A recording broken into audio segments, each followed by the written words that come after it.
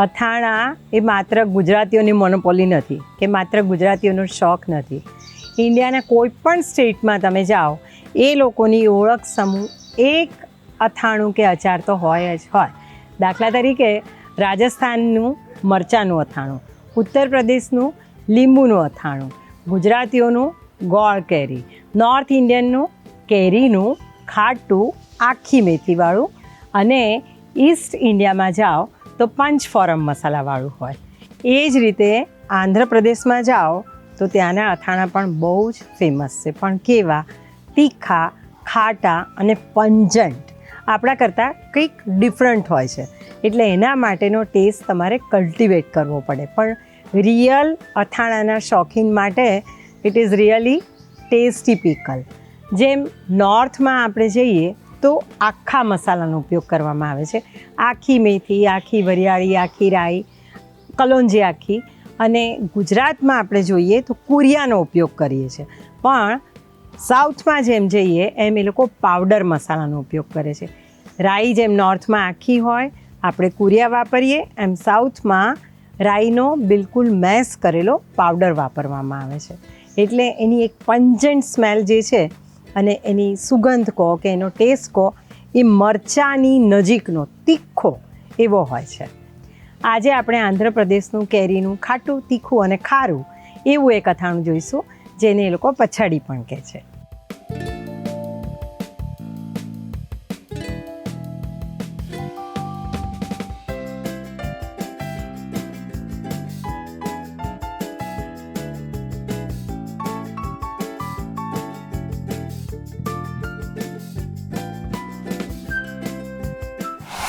સૌથી પહેલાં રાઈનો પાવડર કરવાનો છે. એના માટે એને ડ્રાય રોસ્ટ કરી લેવાની છે. 150 ગ્રામ રાઈ લીધી છે. રાઈ તમે 100, 150 કે 200 આ પ્રપોર્શનમાં લઈ શકો છો for 1 kg of mango. Dry રોસ્ટિંગમાં પણ રાઈ હમણાં ચટકશે. હા, અને આમાં આપણે આ કાળી જ રાઈ લેવાની છે, યલોવાળી નથી લેવાની સરસો. રાઈની સાથે મેથી પણ લેવાની છે, પણ મેથી લગભગ 1 ટેબલ સ્પૂન જેટલી જ લઈશું. મને રાઈનો અવાજ આવે છે, તડ તડ તડ ચાલુ થઈ ગયું.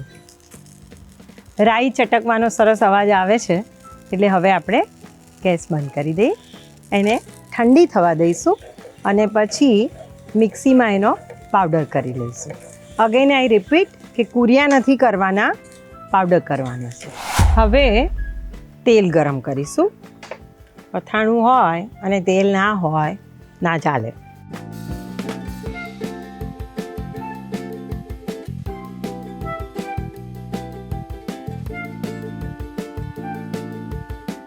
$200 થી 300 ml જેટલું તેલ ગરમ કરી અને એને ઠંડુ કરીશું. અથાણામાં તેલની વાત કરીએ ને તો નોર્થ ઇન્ડિયન અને ઈસ્ટ ઇન્ડિયન રેસિપીઝ જે હોય અચારની, એમાં એઝ વી નો કચ્ચી ઘાની મસ્ટાર્ડ તેલ વાપરવામાં આવે છે.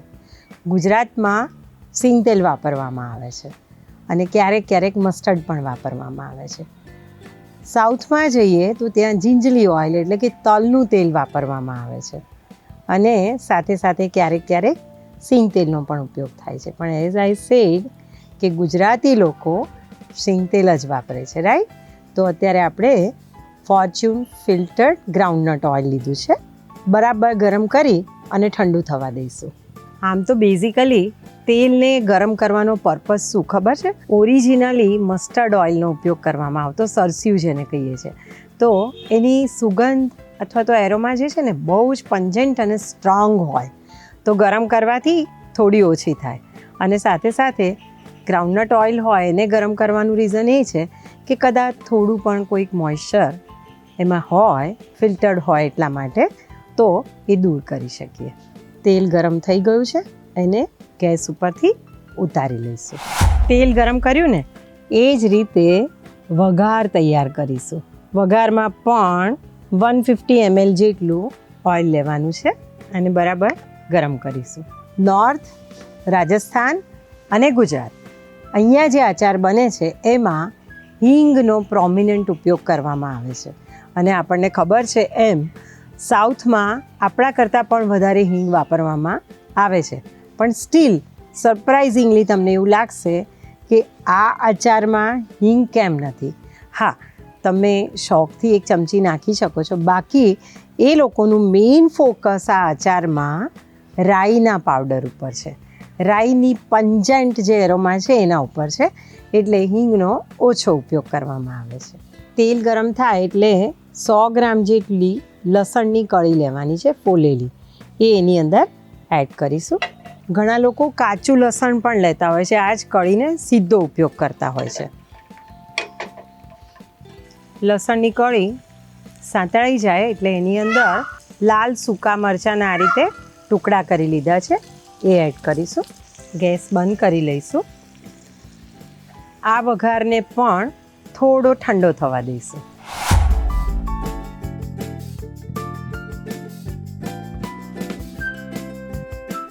હવે આ કેરીના ટુકડા જે આપણે 2 થી 3 કલાક માટે સનલાઇટમાં મૂક્યા હતા, તાપમાં સૂકવેલા છે, એ લઈશું. એમાં કોઈ જ પ્રકારનું મીઠું, હળદર કંઈ જ નાખેલું નથી. હવે 1 કિલો કેરીના ટુકડા છે. મેં તમને કહ્યું ને, ખાટું, ખારું અને તીખું એવું અથાણું હોય છે. એટલે એની અંદર 150 ગ્રામ જેટલું લાલ મરચું લીધું છે. તમે તીખું પણ લઈ શકો છો અને કશ્મીરી પણ લઈ શકો છો, મિક્સ પણ લઈ શકો છો. ત્યાર પછી 2 ચમચી જેટલી હળદર લઈશું. શેકેલું મીઠું 150 ગ્રામ લઈશું. મરચું પણ 150 ગ્રામ અને મીઠું પણ 150 ગ્રામ. અને જે શેકેલી રાઈનો પાવડર કર્યો એ મેં તમને પહેલાં પણ કહ્યું એ પ્રમાણે પાવડર કરવાનો છે, કુરિયા નથી કરવાના, રાઈટ? તો આ જ આપણો મેઇન મસાલો થવાનો છે આમાં.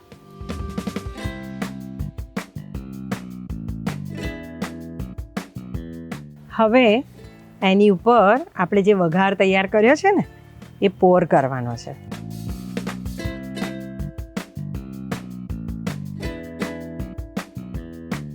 અને સરસ રીતે આને મિક્સ કરી દઈએ.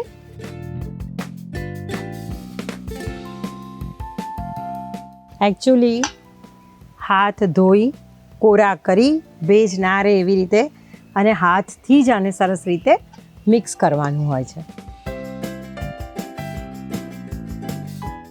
ગરમ કરી અને ઠંડુ કરેલું જે તેલ છે એ આની અંદર પોર કરીશું. ફરી એક વખત મિક્સ કરી લઈએ. કલર જોઈને તમને એ પણ વિચાર આવશે કે નોર્થ ઇન્ડિયન અચાર જે છે એનો કલર યલોઇશ મસ્ટર્ડ હોય છે. ગુજરાતીઓના અથાણા લાલ ચટક કલરના હોય અને સાઉથના અથાણા થોડાક બ્રાઉનિશ રેડ હોય. બિકોઝ આપણે જોયું ને કે રાઈનો પાવડર એની અંદર એડ કર્યો છે એટલા માટે. બસ હવે એને એક જારમાં ભરી લઈએ.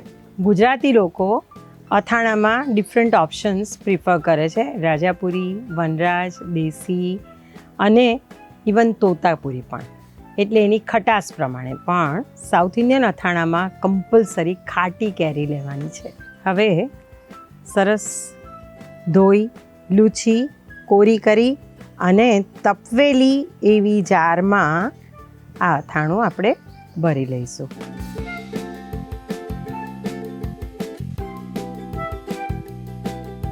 થોડું તેલ ઉપરથી ડીઝલ કરી દઈએ.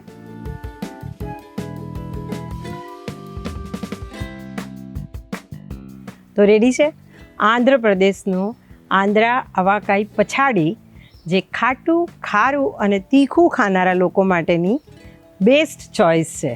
તો આ જ રીતે બનાવજો, સરસ બનશે. એક નવા પ્રકારનું અથાણું તમે ટેસ્ટ કરી શકશો.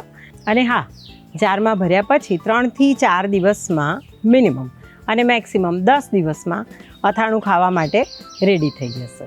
તો ચોક્કસ એડ કરજો તમારા અચારના મેનુમાં આ એક નવું અચાર.